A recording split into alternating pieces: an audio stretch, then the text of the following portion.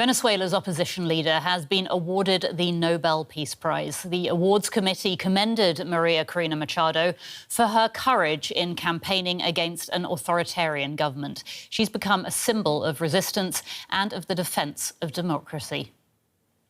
The Norwegian Nobel Committee has decided to award the Nobel Peace Prize for 2025 to Maria Corina Machado. She is a face of Venezuela's opposition and now a global peace icon. The industrial engineer turned politician expressed her shock and humility when receiving the news she had won by phone shortly before the announcement was made. And I'm calling to inform you that in a few minutes it shall be announced here at the Nobel Institute that you will be awarded the Nobel Peace Prize for 2025. Oh my God. Well, I have no words. I thank you so much, but I hope you understand this is a movement. This is a achievement of a whole society. I am just one person. I certainly do not deserve this. Oh my God. Machado founded an NGO aimed at promoting political rights for people in Venezuela before entering politics herself in 2010. She has since become a champion of freedoms in a dwindling democratic landscape. She was banned from running against Nicolas Maduro in last year's presidential elections, which international monitors dismissed as neither free nor fair. She has mostly been in hiding since then. Experts say Machado's new heightened profile will make it harder for those inside Venezuela who want to silence her voice. Jørgen Watne Frydnes is the current chair of the Norwegian Nobel Committee, which awards the Nobel Peace Prize, and he serves as Secretary General of PEN Norway. Welcome to DW. Thank you so much for joining us on the programme. Can I ask you, was there a particular moment in Maria Corina Machado's story that resonated deeply with the committee when they were deciding whether to award her the prize? Well, this is a person who, for many, many years, have been working immensely for free and fair election and for democracy. But, of course, the elections of 2024 in Venezuela, where Machado were able to unify the opposition, to stand up against the dictatorship in the election by fair means, democratic means, in the mass movement that this movement has become, is, of course, an important reasoning of why we awarded her the prize. We just saw in our report how emotional your colleague was when he was telling Maria Corina that she had been awarded the prize. Tell us a little bit more about that moment. It has been difficult to get a hold of her.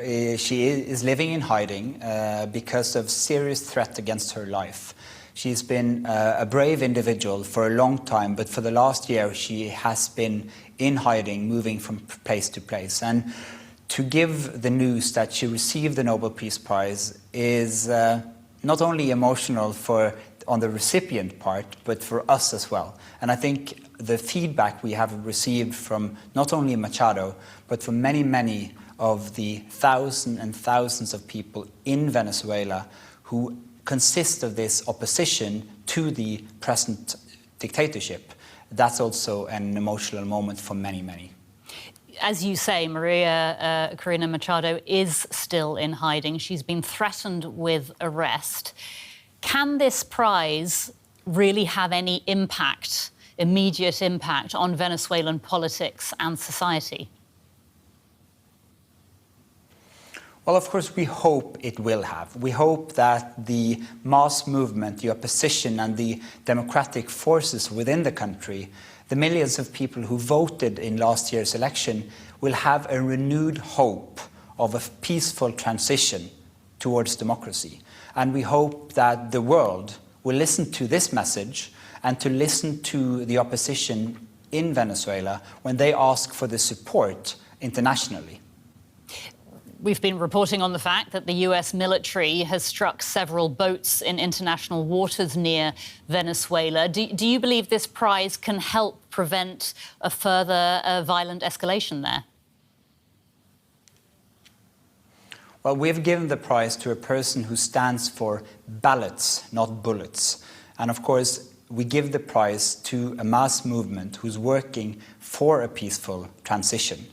And we do so because democracy is a prerequisite for lasting peace. So that is what we're given the prize to, and that is what we hope will happen.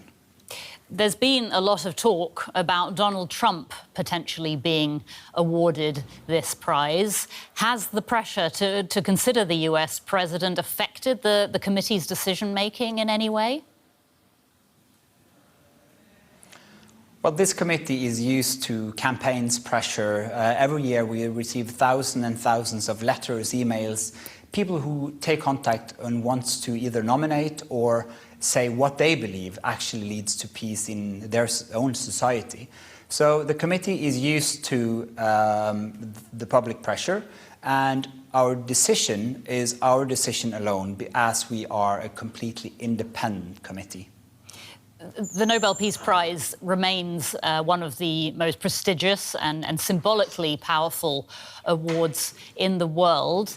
Can I ask you, how do you personally define peace when we're living in a time when truth, when democracy are under pressure in so many parts of the world? I think defining peace is always difficult, but it is important for me to say that peace is a choice. Peace is a choice, and the choice Ms. Machado made a long time ago, but which she now stands for once again. And the election last year shows that the choice of peace is a choice Ms. Machado made, but also a choice millions of Venezuelans made. And that is what we need to support, the choice of a peaceful future. Jørgen Frydnes, Chair of the Norwegian Nobel Committee. Thank you so much for joining us here on DW. Thank you. And for more, we can bring in Kristin Bergtora Sandvik, a research professor at the Peace Research Institute in Oslo. A great pleasure to have you on the programme, Kristin. Thank you for joining us. We just heard there the reaction when she heard about being awarded the prize. Very humble. She was saying, oh, I'm just one person. But of course, she's much more than that, isn't she? She represents so much more. So can I ask you, what will the Nobel Prize mean for Maria Corina Machado's fight for democracy? Well, for her as an individual, I mean, certainly she's experiencing severe threats to her personal security. So at least a Nobel will be a way for her to continue her fight for democracy within Venezuela, but also giving her a global platform. You know, this is it's a very interesting choice. I think she was surprised, and we were mostly surprised. I think Venezuelans in Caracas are surprised as well. And you know, this afternoon she said that, you know, we've put our faith in President Trump. So it is a candidate who is controversial, seen from the political left, I think possibly globally. And this is someone who has won a number of prestigious human rights prizes from the European Parliament, the Sakharov Prize last year, the Václav Havel Human Rights Prize. She was also strongly recommended in a letter to the Nobel Committee last year, signed by 8 Florida Republicans, including Mark Rubio. OK. Will the fact that Machado has won this prize, though, will that have any immediate impact on Venezuela's politics and society? Most likely not. I think for a lot of what is currently happening in Venezuela, and the U.S. involvement in Venezuela, the U.S. involvement in for example, shooting at vessels offshore, claiming that they're narco traffickers. So it's a fairly dynamic political situation, but unfortunately, I do think that we're far away from any sort of systemic change in the country. You've been speaking about the US. We're hearing that the White House has criticised this decision. Yesterday, you suggested that there was no way President Trump could win the prize this year. Obviously, he has suggested that he would like to win the prize one day. Do you think he has a chance next year? Well, you know, the part of the challenge this year was that nominations closed in January, and most of the sort of the achievements he claimed to have racked up, ending 8 wars, happened after January. From next week, actually, you know, we can all go back to nominating and filling in the forms. So I think it will be interesting to see if the current Gaza plan becomes a deal, to see what happens in Ukraine. I see Vladimir Putin has today commented that, you know, Trump has made a really real difference in Gaza, but otherwise he wasn't sure if Trump deserved the prize. But I think with the very volatile geopolitical situation, whether or not these conflicts will be sort of the main conflicts we deal with a year or two from now, I think is unsure. Okay. Can I ask, have the Nobel Prize Committee, have they been preparing themselves for a negative reaction from the White House? I think they have. I mean, they preparing themselves. This committee is independent. So I think the Norwegian people, probably the Norwegian government, has foreseen some sort of blowback. I think what is a bit of a more concern to us is that this prize leaked this morning. So Norwegian papers starting to suggest that she had really made a jump at the bookmakers list. So whether it's a leak or it's a hack, I think remains to be seen. But largely, you know, there's so many things happening in the world. We expect President Trump to keep moving, to keep working on Gaza. It's a first stage plan. There are a lot of support for this, and we do expect that the focus will be there. Kristin Bergtora Sandvik from the Peace Research Institute in Oslo, thank you so much for your time. Thank you.